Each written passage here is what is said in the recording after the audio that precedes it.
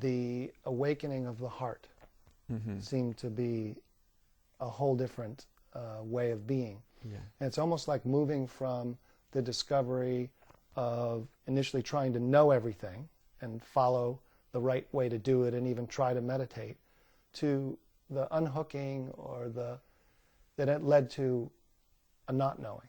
Yeah. And then the not knowingness, there was a tremendous freedom of some kind of not controlling, not having to go to the mind. Right. And then as it sank down, the heart, I guess what they call the prajna, a certain quality of knowing, which is completely different. Yeah. It started in a very slow way, almost like a baby Buddha. Yeah, yeah. So it started to know in a way that wasn't referencing the mind, didn't go to the mind for a second opinion. Right. And just started to feel from inside that there was a non-separateness with everything. And yet there was also discrimination, but it didn't have to go to kind of subject-object. It didn't have to just divide things up to know it. To split itself up. Yeah. Yeah. It could know it directly. Yeah. And then there was just kind of this both and paradoxical. So the sense that, oh, I'm nothing, and I'm also here, and I'm also everything. Everything. Yeah.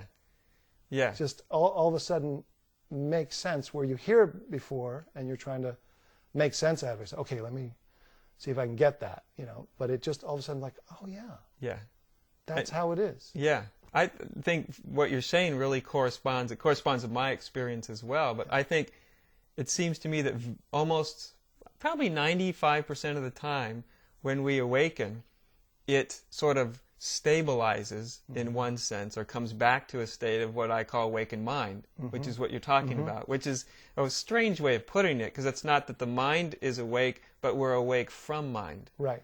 So, we realize, none of these thoughts define me or define reality. Or so we're awake on the level of mind, right.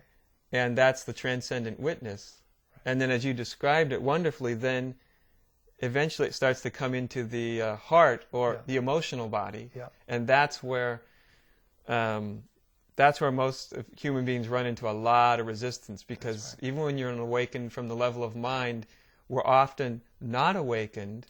We're often still identified in the level of emotion in many areas. That's right. And so that's that kind of slow settling, but it doesn't just settle. It can only settle if we start to unhook the identity on the level of emotion. That's right. And then, as you said, as we do that, then it's almost we're awake on the level of heart, or from the emotional body. So when we're not identified with the emotion, it's I think I've always found it really interesting when you're not identified on the level of emotion, then or feeling, you're not finding your sense of self through that and all the conflict.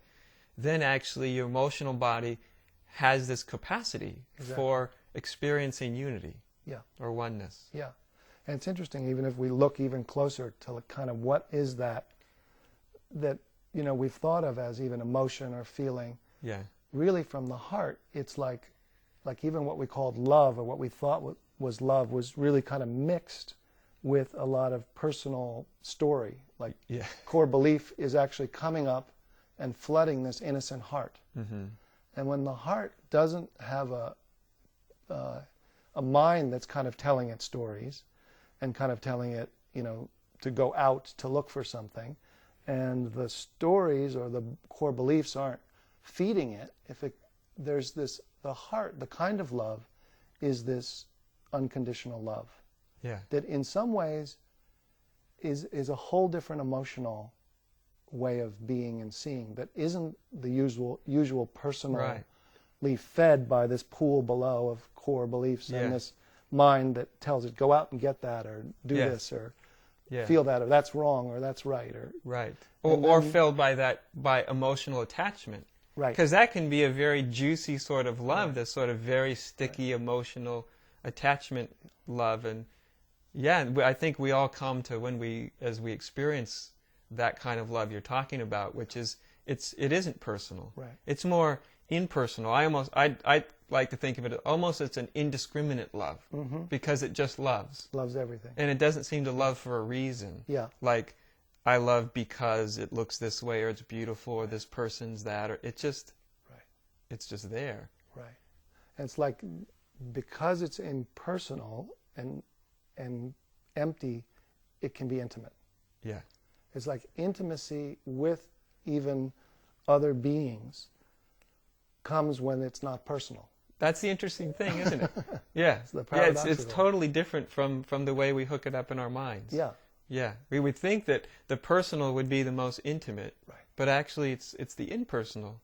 Because actually I think we're connecting on the level of spirit, right, or true nature. Yeah. And that's actually, even though that's not personal in the sense of it being about my story about me, in one sense, I think it's the collapsing of the personal and the impersonal. Right.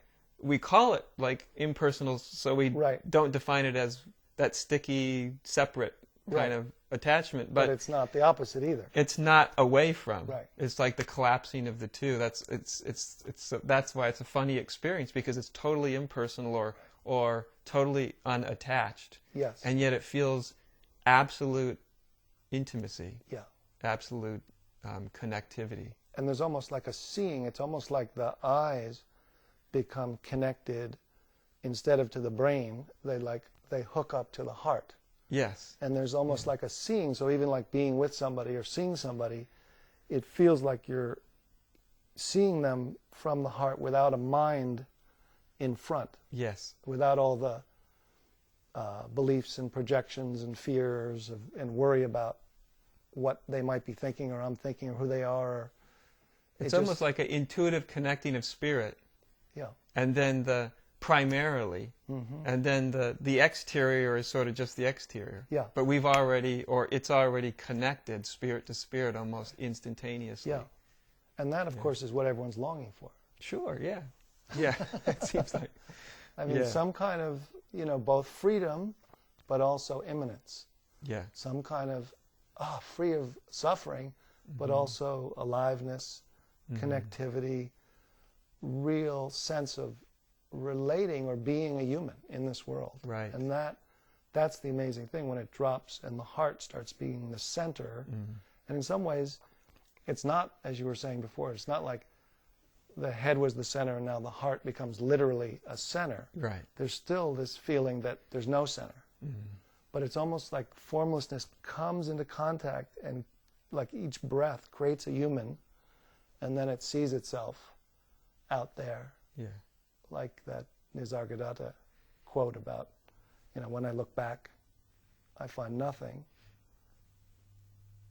And then when I look out and see everything, that is love. So there's this kind of, almost like it's being created and destroyed in every moment. Almost with each breath. Like. Yeah. Yeah. Yeah. And it seems to me also that there's also a quality of this what we're talking about, love, or more awakened on the level of heart, that also has to do with how can we say it's very it's when awakening also starts to become ordinary, in the sense. Right. Like the very ordinariness of human existence is an expression of the absolutely extraordinary. Right. And yet we can say extraordinary, but still it's that experience of ordinariness which is sort of extraordinary. Yeah. And that's to me that's one of the delights as well, is that just ordinary existence. Very simple. Yeah, like, this is it. Yeah. Where I always was this is a manifestation of the most profound Dharma. Yeah. Yeah. Yeah, and that's kind of the